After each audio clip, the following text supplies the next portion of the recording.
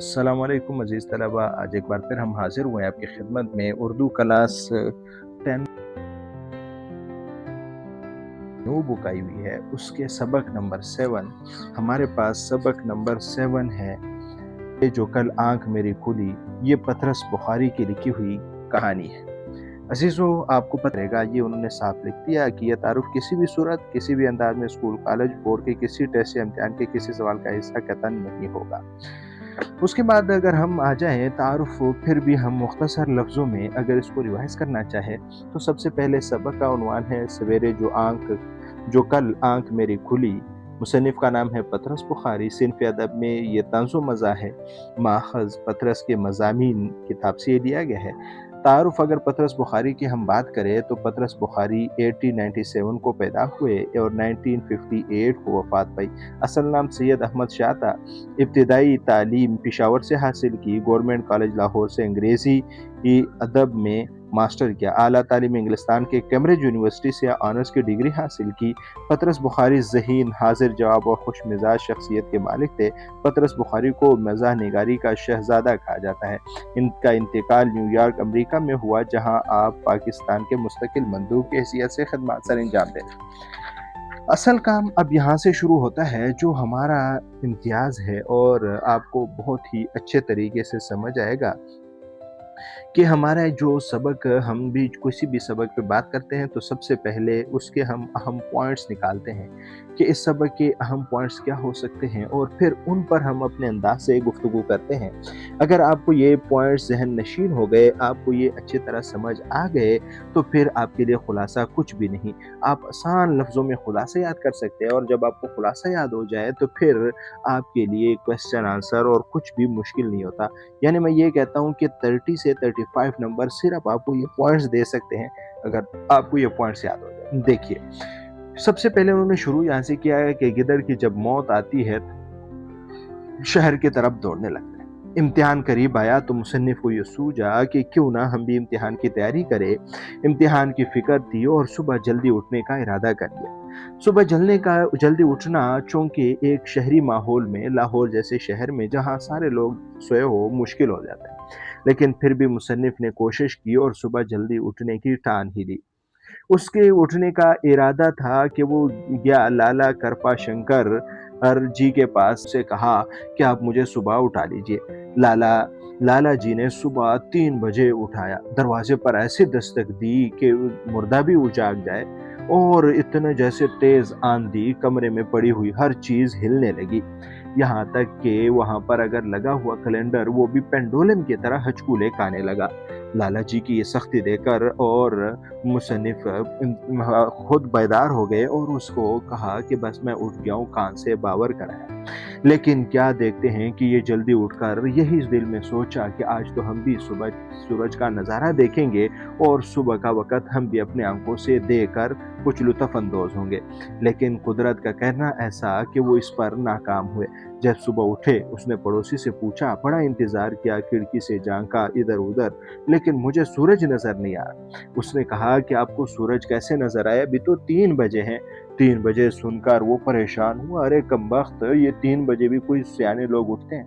मैं कोई रेल का कंडक्टर थोड़ी हूँ कि 3 बजे उठ जाया करूँगा। और उसके बाद दोबारा परेशानी के आलम में दोबारा सो गए। फिर मामूल के मुताबिक 10 बजे उठे और 10 बजे से 12 बजे तक मुँह हाथ धोया। 4 बजे उठकर वो बाहर निकले। बाहर निकलना ही था कि वो बाहर गए और बाहर दोस्तों के साथ से गपशप की, लेकिन फिर भी दिल में एक अरमान थी कि मैंने जो काम करना है, पढ़ाई सर पे आ गई, वो तो पूरी नहीं हो सकती। उसके लिए उन्हें हिसाब लगाया, सारी किताबों के पलंदे के पेजेस गिने और अपने दिनों पर तकसीम करके, तो वो पर डे तकरीबन 550 सवा 500 पेजेस आ रहे थे।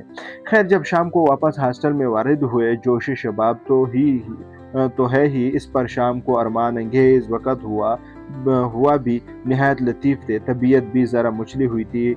हम ज़रा तरंग में गाते हुए कमरे में दाखिल हुए, और वो ये शेर पढ़ रहे थे, बुलाए ज़ुल्फ़े जाना कि अगर लेते तो हम लेते। बुलाए अगर ज़ुल्फ़े जाना कि अगर लेते तो हम लेते। कि इतने में पड़ोसी की आवाज़ आई, मिस्टर। हम इस वक़्त ज़रा चुटकी बजाने लगे, बस उँगलियाँ वहीं पर रुक गई और कान आवाज़ की तरफ लग गए। इरशाद हुआ, आप गा रहे हैं? زور آپ پر؟ میں نے کہا جی میں کس لائق ہوں، اور لیکن خیر فرمائیے، بولیے ذرا، وہ میں ڈسٹرب ہوتا ہوں۔ بس صاحب، ہم میں جو موسیقیت کی روح پیدا ہوئی تھی فوراً مر گئی۔ یہ بات کر کے اس صبح دوبارہ مطالعے کا عزم اور عملی ناکامی پھر کیسے ہوئی؟ پھر لالا جی کے پاس گئے کہ آج صبح ہم نے یہ مشورہ کر لیا کہ آپ ہمیں 3 بجے کے بجائے 6، 7 یا 8 بجے اٹھا لیا کریں۔ خیر اتفاق ہوا کہ 6 بجے 6 بجے اٹھا لیا کریں گے۔ لالا جی آئے، 6 بجے اٹھایا، اور 6 بجے اٹھانے کے بعد ہم نے بھی زور کھانستے ہوئے لالا کو باور کرایا کہ اب ہم اٹھ چکے ہیں۔ یہ اٹھنا ہی تھا کہ لالا جی بھی حیران ہوئے، اور یہ ہمارا معمول دے کر ہم بھی اٹھنے کا ارادہ کر لیا۔ لیکن جیسے ہم اٹھے، وہ بھی ناک کو سردی لگی، ہم نے پہلے اپنے ناک کو چھپایا، پھر اس کے بعد نہیں پتا کہ میں اٹھا نہیں اٹھا۔ اتنا معلوم ہے، مصنف کہتا ہے کہ مجھے اتنا تو معلوم ہے کہ میں نے کلمہ شہادت پڑھا اور کچھ پڑھ لیا ہوگا، پھر اس کے بعد میں اٹھا۔ اب مجھے نہیں معلوم کہ میں اٹھا نہیں اٹھا، 10 دیر سے بج گئے، کیا ہوا کیا نہیں، کافی باتیں کر کے لیکن وہ 10 بجے پھر اٹھے۔ یہ پھر ناکامی تھی۔ اگلے دن پھر صبح خود اپنے آپ کو دھوکہ دیا اور خود منصوبے بہانی کی۔ یہ تیسرے دن کی بات ہے۔ دیکھو یہ جو پوائنٹس ہے یہ دوسرا دن ہے، اور یہ جو ہے یہ تیسرا دن کی بات ہو رہی ہے۔ یہ تیسرے دن پھر صبح لالا جی کو کہا شام کو جلدی آئے، اور لالا جی نے پھر 6 بجے اٹھائے۔ اس نے باور کرایا، اور اب یہ سوچنے لگا اپنے آپ کے ساتھ کہ لوگ کتنے بیوقوف ہیں، صبح اٹھ ہی نہیں سکتے۔ صبح اٹھنا کون سا مشکل ہے، ہم بھی تو اٹھ رہے ہیں، صبح اٹھنا ہی آسان کام ہے، یہ کوئی مشکل یا کوئی بڑا بوجھ تو ہے نہیں کہ بندہ اس بار کو اٹھا نہ سکے، ہم بھی تو اٹھ ہی رہے۔ اور اس طرح لوگ دیکھو کالج میں بھی 3 گھنٹے اپنے آپ کو فریب دے رہے، دھوکہ دے رہے، اور خود منصوبے بنا رہے اپنے خلاف۔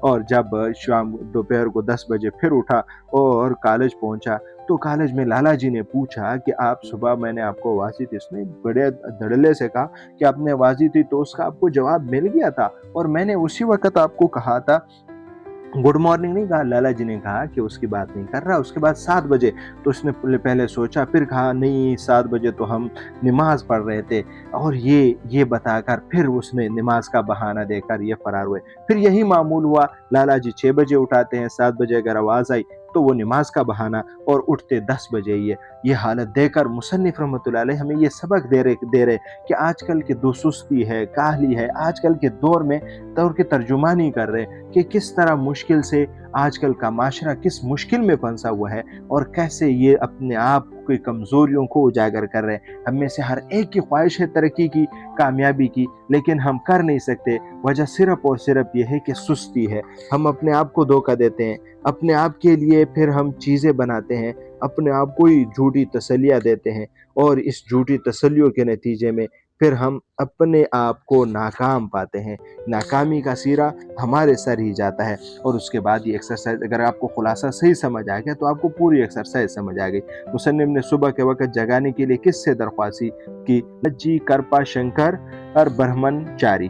وہ حضرت بھی معلوم ہوتا ہے نفلوں کے بھوکے بیٹھے تھے۔ اس جملے میں نفلوں کا بھوکے سے کیا مراد ہے؟ نفلوں کے بھوکے سے مطلب یہ ہے کہ وہ صبح جلدی اٹھ کر نوافل پڑھتے ہیں، صبح جلدی اٹھ کر وہ عبادت میں مصروف رہتے ہیں۔ پڑوسی کی گولہ باری سے کیا مراد ہے؟ گولہ باری سے مراد ہے یعنی اٹھانے میں وہ اتنے زور سے دروازے کو دستک دے رہے تھے جیسے کہ باہر گولہ باری ہو رہی ہے۔ مصنف کو پہلی مرتبہ کتنے بجے جگایا گیا؟ 3 بجے جگایا گیا۔ فلسفہ عدم تشدد کا تاریخی پس منظر کیا ہے؟ فلسفہ عدم تشدد کا مطلب یہ ہے کہ یہ ایک فلسفہ ہے کہ تشدد، مار پٹائی یہ کبھی نہیں کرنی، اور اس کے علاوہ عدم تشدد سے ہی لوگوں کے پاس سامنے اپنے بات پیش کرنی ہے۔ مصنف بھلے آدمی کی طرح کس وقت جاگے؟ بھلے آدمی کی طرح 10 بجے جاگے۔ مصنف یہ سمجھتے ہیں کہ 10 بجے بھلے نیک اور پرسا آدمی اٹھتے ہیں۔ مصنف کے مطالعے کے لیے کیا طریقہ کار اختیار کیا؟ 10 بجے اٹھنا اور یہ سارا۔ مصنف نے شیکسپیئر اور ورڈز ورتھ کی کیا خوبیاں لکھی؟ یہ شیکسپیئر کی خوبیاں یہ لکھی ہے کہ شیکسپیئر یا ورڈز میں کوسواز عظیم الشان تصانیف میں سے خدا کی عظمت کے آثار دکھائی دیتے ہیں۔ صبح کے وقت اللہ میاں کی یاد سے بہتر چیز کیا ہو سکتے؟ پھر خیال آیا کہ دن کو جذبات کے محشرستان، یعنی پہلے آثار خدائی کی عظمت کے آثار اور دوسرے میں محشرستان سے شروع کرنا ٹھیک فلسفہ نہیں۔ ورڈز پڑھیں، اس کے اوراق میں فطرت کو سکون، پہلے میں ہے اللہ تعالیٰ کی عظمت کے آثار شیکسپیئر، اور دوسرے میں ہے فطرت کو سکون۔